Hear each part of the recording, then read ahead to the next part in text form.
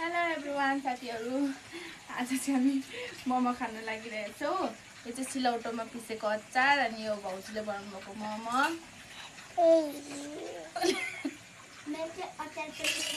अब हामी खानेछौँ है। मामलिङ मादी ओखरबोटेमा आएर मोमो खाँदैछौँ। पोर्क जुसी भाउजू अलिक पकाउनु हुन्छ लाइट आएन तपाईँले नि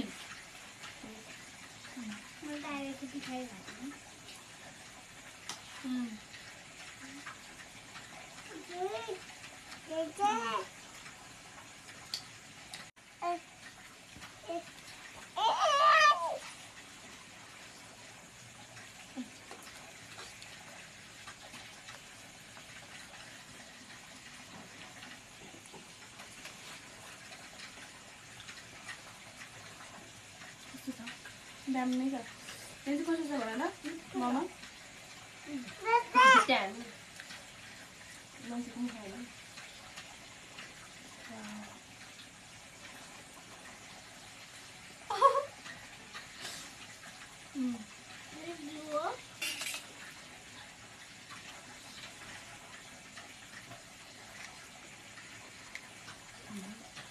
कस्तो मिठो हुने नि?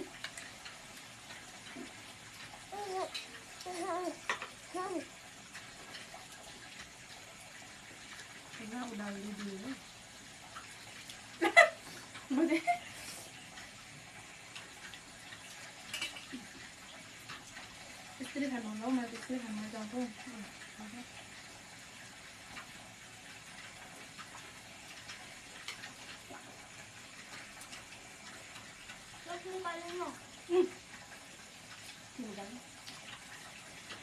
त्यो निला निकाल मोमो खानुको अचारले दागको क्यापै निकाल्नु बिर्सेछ। मैले गाजर लगाएको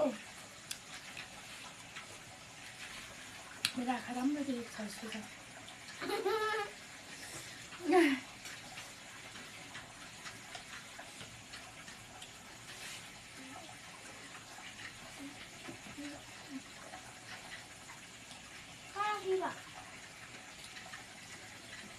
अघिदेखि त्यसकै खानु दिनु अब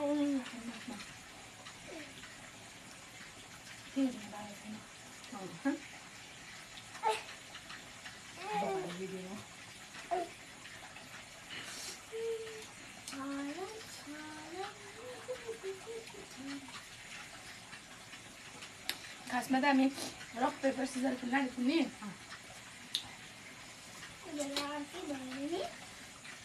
फेरि हामीले खाने निर्णय गऱ्यौँ।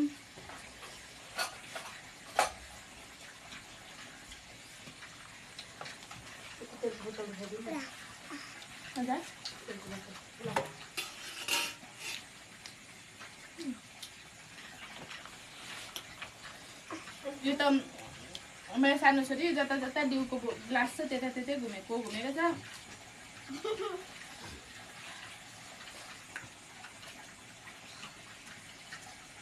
भाउजू तपाईँले किन ओखरबोटेमा बस्ने निर्णय गर्नुभयो अरे? चाहिँ गर्नु हुँदैन त्यही भएर जग्गामा चाहिँ गर्नु भएर मर्नु भन्दा कि गर्नु सक्नु नसकेर लडेर घाउ पनि भयो खुट्टामा गर्नुमा हाम्रो त्यतिकै पुलुक्क ढलेर अनि मैले फाइनली यहाँ पाहाडमा आएर बस्ने निर्णय गरेँ। अनि बस्नु थालेको पनि 2 वर्ष भएको छु।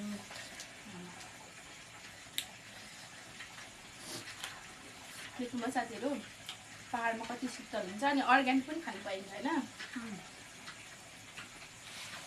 सब्जीहरू खासै किन्न पर्दैन, आफ्नो रोपिन्छ।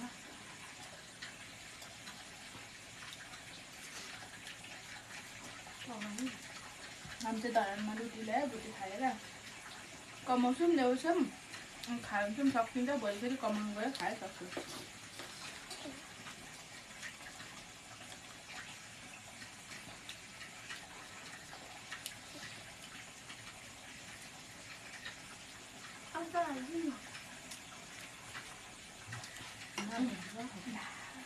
यसले झन् टाउको माथि छिटो भयो।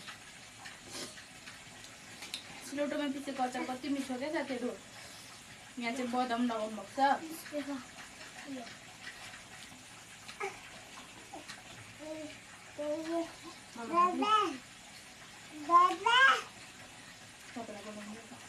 हजुर दिनु भएन मामुले अरे अब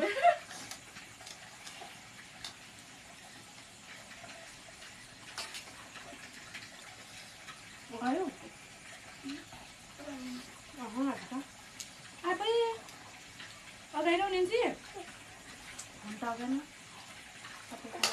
मेरो भन्दा ठुलो पेट भयो क्या दिनु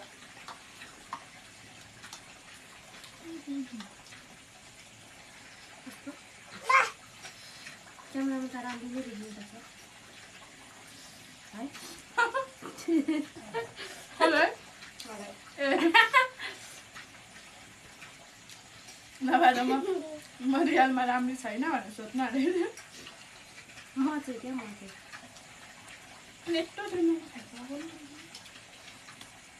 यत्रो छ हेर्नु त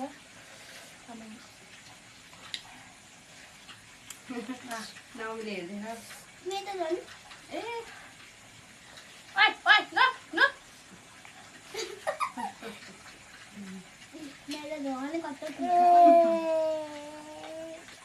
त्यसरी त मम्मा खाने चपस्टिकले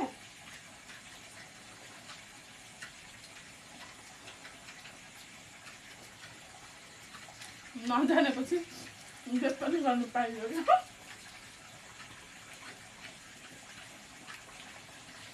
सबैको उल्टा उल्टा रहेछ लास्ट बाई साथीहरू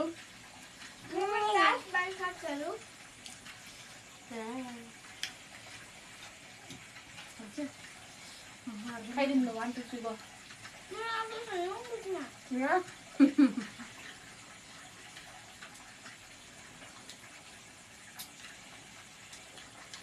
बाई बाई साथीहरू भिडियो हेरिदिनु होला अनि हामी जस्तै सिलौटोमा पिसेको अचारमा ट्राई गर्नु होला अनि मिठो लाग्यो भने कमेन्ट गर्नु होला बाई बाई बाई गर